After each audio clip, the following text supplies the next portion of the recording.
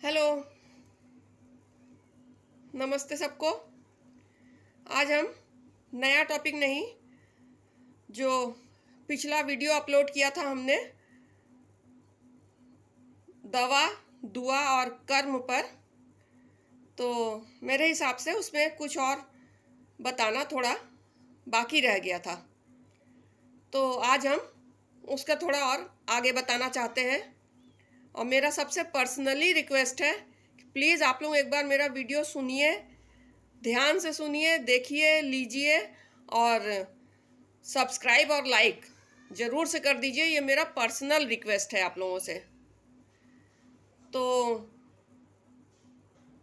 पिछले वीडियो में हमने बताया था कि कहीं ऐसा तो नहीं कि पेरेंट्स अपनी करनी खराब कर रहे हो, पेरेंट्स की वजह से बच्चा ज़्यादा भोग रहा हो। तो सबसे पहले तो पेरेंट्स को अपने करनी पर ध्यान देना है। मतलब अगर मेरी बात लीजिए, तो अगर आपको लगे हम कुछ सच बोल रहे हैं, सही बोल रहे हैं, तो एक बार लीजिए, करके देखिए। बच्चा स्वस्थ हो जाए, सुधर जाए, इससे अच्छी बात, इससे ज़्यादा खुशी की बात और क्या होगी एक माँ बाप के लिए, एक पेरेंट्स के लिए। बस इसीलिए हम थोड़ा और कुछ बताने आ गए। सब मेरा खुद का ही तजुर्बा है, खुद से ही गणित लगाते हैं, खुद से ही सब लिखते हैं, कड़ियाँ जोड़ते हैं, उसके बाद बताने आ जाते हैं। तो हम बताना ये चाहते हैं कि मान लीजिए पेरेंट्स के कर्म खराब हैं, कहीं खराब हैं, जो कि पेरेंट्स को भी समझ में आ रहा है कि हाँ बात तो सही है, मैं किसी के साथ अच्छे से पेश नहीं आती हूँ, हमेशा सबके लिए बुरा ही सोचती हूँ, उसका खराब हो जाए, उसका नुकसान हो जाए, सब बर्बाद हो जाए, एक हम आबाद रहें। तो ये तो ठीक नहीं है ना। अगर कुछ पेरेंट्स को लगता है कि इस टाइप की बातें उनके दिमाग में चलती हैं, तो इन चीज़ों को, ये सब बहुत गंदी वाली नेगेटिविटीज़ है, बहुत बेकार नकारात्मकता, जो कि एक बार घर में घुस जाए तो किसी ना किसी कोने में ऐसा जम मार के बैठती हैं कि जम मार के नहीं, जम के फिर हटने का नाम नहीं लेती। वो जो फेविकॉल का दिखाते हैं ना, पकड़े रहना छोड़ना नहीं, पकड़े रहना छोड़ना नहीं, सेम वही चीज़। तो इसीलिए हम थोड़ा सा उसमें प्रकाश डालना चाहते हैं।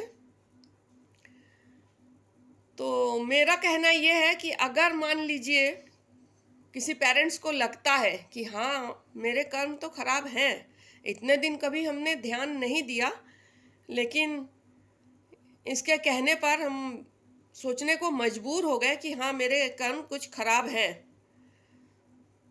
तो आपके कर्म अच्छे कैसे हों, उसके लिए क्या करना होगा आपको। ये भी मेरा तजुर्बा है, मेरा ही तजुर्बा है। पूरी तरह से जैसे मथानी से मक्खन नहीं मथते हैं, उसी तरह मथते हैं हम। तो आपको कुछ नहीं करना है, सिर्फ इतना कि आप जो बुरे कर्म कर चुकी हैं वो तो कर ही चुकी हैं, उसको काटना है। अब काटेंगी कैसे?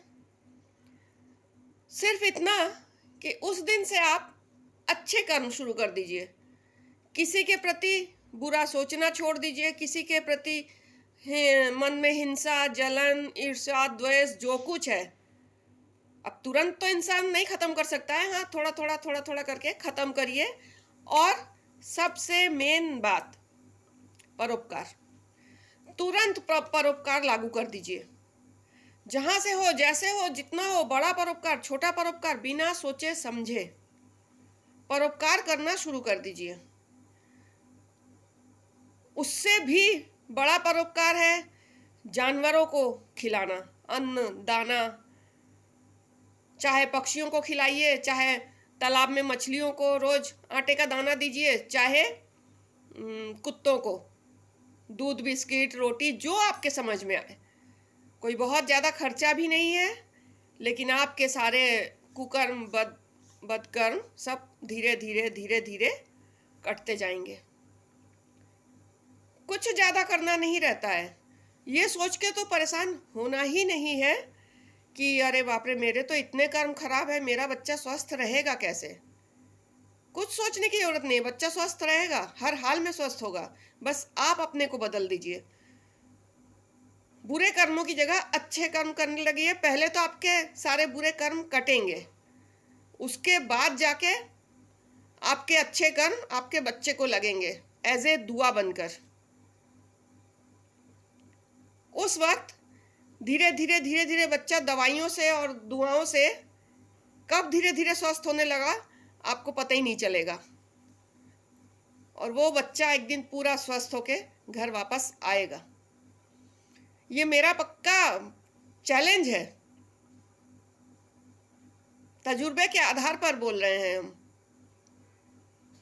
बस इतना करके देखिए, और आइंदा से इस बात को गांठ बांध लीजिए कि किसी के लिए आगे से कभी बुरा सोचना ही नहीं है, मतलब दिमाग में ही नहीं लाना है।